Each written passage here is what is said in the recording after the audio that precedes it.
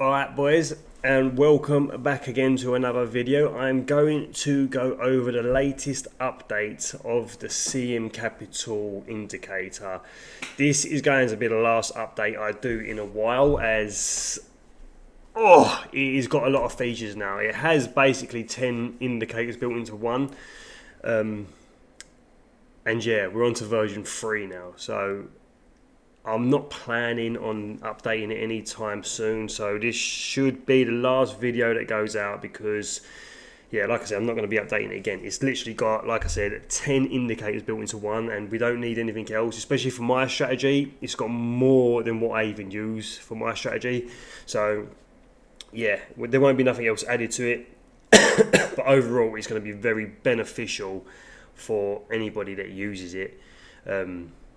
So yeah, let's jump straight into it. So we are on to the CM Capital Pro version 3 indicator. If you haven't already got it, or if you haven't already favorited it, or whatever, let's jump straight into it. Go to indicators. Obviously, when this section comes up, we type in, what you type in is not CM Capital Pro version 3. You type in market structure pro.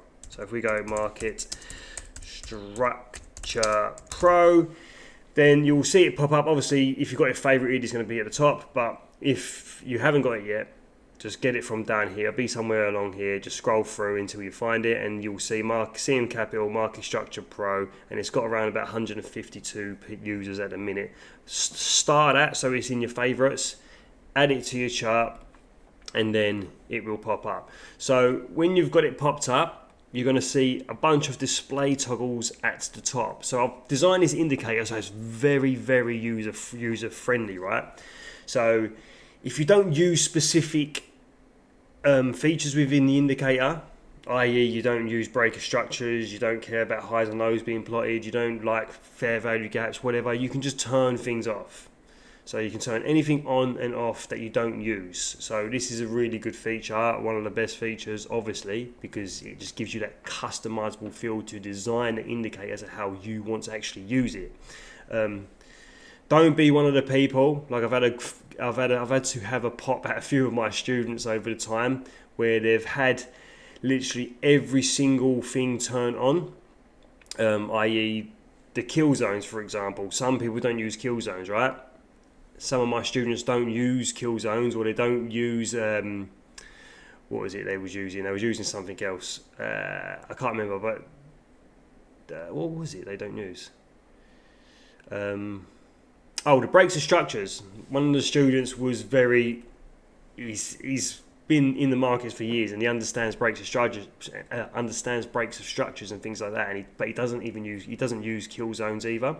And he had them all turned on, and I said to him, stop cluttering your chart, because if you have everything turned on, when you're trading, and if you're seeing things that you don't even understand, you're just going to confuse and mess up your own charts and your own analysis. So when you've got the indicator on, make sure you turn off the things you don't need. That's all I'm asking. So I'm going to literally just turn everything off for now, because what I want to do is go through everything step by step, right? So once you've got it all set up, there's a few simple features on here, right? So like I said, we've got 10 indicators built into one. If you're on a free TradingView platform, this is going to be really good for you, because if you don't pay for TradingView, you can only literally have 1 or 2 indicators. So if you wanted to use 10 indicators, you couldn't use 10 indicators. Not that you should be using 10 indicators anyway, but a lot of people like the watermark, for example. They like the watermark feature, and a lot of people like fair value gaps. That's already 2 indicators. But then if you want highs and lows or sessions and things like that as well, then you're fucked, you can't use it. So I pay for TradingView Premium, but I can still only have 4 indicators. So I use more than 4, because I use quite a few of these, but you get the point, right? So using this indicator cleans up the ag of having to buy into TradingView. So if you don't want to upgrade to like a £50 a month or £100 a month version of TradingView just to get more indicators, you can use this, and you've got 10 indicators in one anyway. So going straight into the first one. So the first feature is breaks of structures and market structure shifts. Very simple and understanding, and each display toggle is in is in line with the settings as well. So market structures, fair value gaps, as you go down, that's the same list as what is below as well, okay?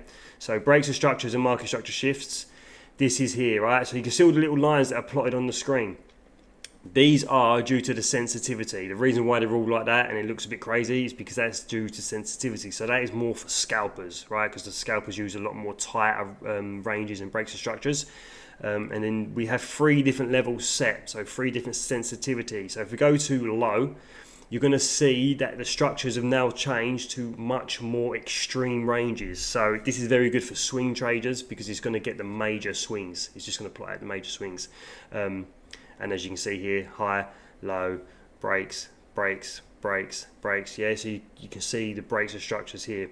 The difference in colours are the black lines are breaks of structures and the blue lines are market structure shifts, meaning we are in, from over this left-hand side here, we are in an uptrend, breaking structures, and then we break structure to the downside, confirming that we are now in a bearish trend. And then we get another blue line straight away because we've once again flipped that bias back to bullish intent. So that's all that is. That's what the colours are indicating and telling you. And then obviously medium is a lot more day tradey style where it's getting a few more internal swing levels. This is probably one of my best sensitivity settings, because it's not too in depth with structure, but it's not too far out on structure. I use high, but the only reason why I use high is because this sensitivity indicator also is linked to the show highs and lows, which I will turn on right now, which these little triangle fractals plot out the highs and lows, which I use for myself to help me identify liquidity and just general swing, the highs and lows in general. So that's what I use the fractal highs and lows for. Max levels, this is for the lines again. So if we go, I'll just go back to medium for example. You can have up to 10. So you can have up to 10 so it doesn't over clutter your charts. And then obviously you can go all the way down to 1. So if you want just 1, you can have 1, right? So that's that. Break of structure trigger. So breaks of structure trigger is how do you like your breaks of structures? I identify my breaks of structures by candle closures above the highs. Some people like to use wicks, so you will see now that it's changed if there is a wick somewhere. So this one here, for example, look, the wick broke through that low there, so that confirmed it as a market structure shift. But some people use wicks. I personally don't, so I've built in the option that you can use either candle closures or wicks. Simple as that. So I use candle closures. I don't even use the breaks of structures, but I'm just showing you what it does. Then obviously you can change all your colors. So that is that. So I'm going to turn the breaks of structures off because I don't even use them. Then we have fair value gaps, IFVGs, which is inversion fair value gaps, and then we have CMCGs, which is my own gap that I use in the market. To keep it more simple, it's basically just BPRs. So if you know what BPRs are, you will know what CMCGs are. They're pretty much the same thing. I just gave it a cool name for my community when we was all building this stuff together. So fair value gap section, you can obviously show your inverse fair value gaps, you can show your CMCG gaps, you can turn them on, you can turn them off, whatever. But your CM cap gaps, the BPRs, obviously are here, they're coming out, they're plotting on the market, you can turn them off. And then your inversion fair value gaps, you can turn them off as well, but they will just change to fair value gaps in general, right? So if I turn that back on, what you're seeing here is you're seeing blue boxes formed on some of these candles, which are classed as inversion fair value gaps. So every time a fair value gap gets inverted, that will convert to a blue color, and then you'll see some gray ones floating about. The grey boxes in the ranges, they are from just normal fair value gaps that haven't been inverted. So that's your difference there. And once again, you can change the colours. And then, like I said, if you like BPRs or the CMCG gaps, you can change the colours of those as well. And once again, you can extend the fair value gaps. Obviously, I don't recommend because it looks ugly. But if you want to get a better picture, you can extend them across. And yeah, like I said, all of this is fully customizable as well. So especially with the BPRs, you can only show clean ones if you want only clean ones, mitigated, so on and so forth. You can tick all that off and whatever. And there's the display toggle at the top. You can, like I said, you can turn them off. Moving down to sessions. Got to turn them on, would be a good idea. So sessions, once we turn them on, once again, here we go. So you can show session boxes, which is obviously going to show the session boxes, or you can turn session boxes off and turn session highs and lows on. And it's just going to plot out the highs and lows, but only of the current day, which I like. So it's not going to smash lines all over the place. So Asia is green for me. We can see that Asia high got swept and it's continuing to the upside. London has now been swept, and the red line here you can see being printed is currently New York session. So that's your plotting your highs and lows. So you can turn it off and turn the boxes back on. Max time frame obviously is very simple. Max time frame is it's going to plot the sessions on the 30-minute and anything below. So anything above is you're not going to see it, which is nice. It's good for the cleanliness of your charts, so you're not going to see on the 1 hour and the 4 hour just stupid little boxes all over the charts. And obviously you can customize the time zones on these. The good thing that I've built about this indicator now is that you do not need to worry about daylight savings. Every indicator out there, especially ones that I used to use, which is really frustrating, is the daylight saving issue.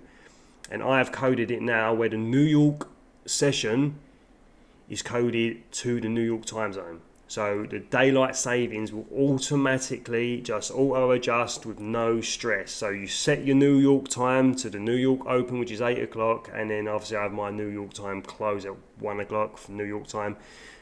Fine. Now that is going to automatically adjust when the daylight savings happens because it's set to New York times anyway. So that's fine. And then the Asia and London are set to London times. And then once again, you can completely edit and change all your colors. So you can change the colors of the labels, you can change the color of the outline boxes, you can even fill the boxes and then remove the outline boxes. You can do whatever you want, and then you can also change the high and low colors of those lines that I showed you. You can change all that. The DR, IDR, a lot of people don't trade it, but obviously this is a key part of my strategy. So you can see the DRs are plotted on the screens. Not really much to go through. If you use them, then happy days. They are the proper time zones that are set. And once again, the New York DR is set to the New York time zone to save and the daylight saving issue. Max time frame set to 15 minutes, and you can on this extend the lines across for the DR, IDR as well, which is quite nice to see to help you gauge entries. Moving on to previous highs and lows. This is going to highlight your